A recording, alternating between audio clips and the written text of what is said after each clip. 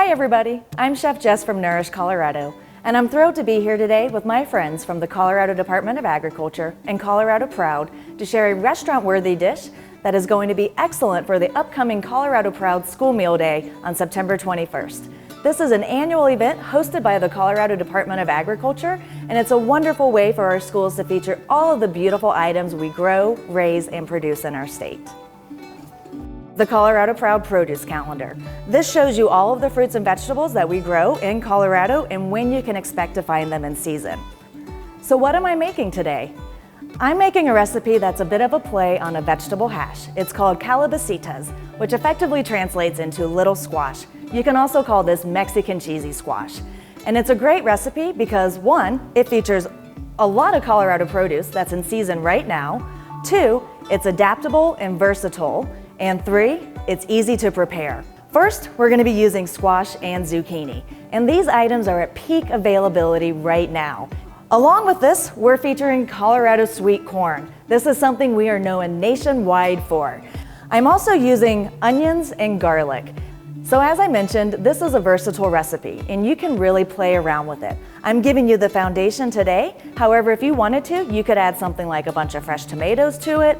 You could add poblano peppers, which is actually the fresh version of a dried ancho chili. And you can even change up the different squashes that you use. Maybe something like Mexican gray squash can go in here too. Play around with the cheeses, play around with the spices, have fun, get creative. To make this recipe, first I need to prep my vegetables. So for the zucchini and the squash, I'm actually going to be doing a medium to large dice for both of these items. The onions, I'm doing a small dice on the onions. For the garlic, I like to do a real fine mince on my garlic. For the corn, what I need to do here is I'm actually going to be taking this off the cob.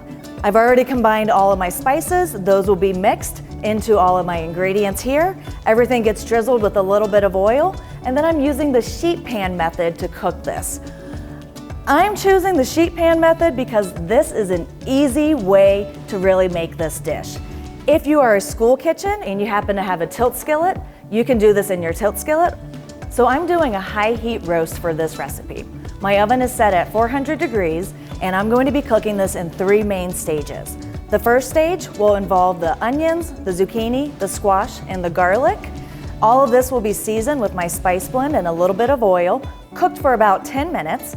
Then I'll be using my seasoned corn, adding that, letting it cook for another 10 minutes, and then I'm going to be adding the mozzarella cheese on top and letting that melt for about 2 to 5 minutes. I'm doing it in these stages to ensure that the texture of every single product can really be retained all the way through. And again, you're not getting something that's mushy or something that's potentially overcooked.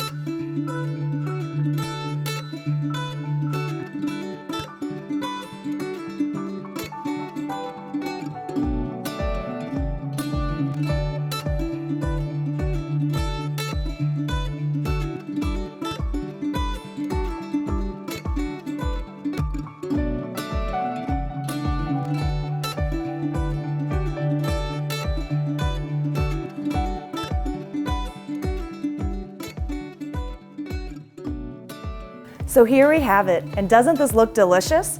So if I was in a school, what I would do is take this and pour it into a greased hotel pan and keep it hot for meal service.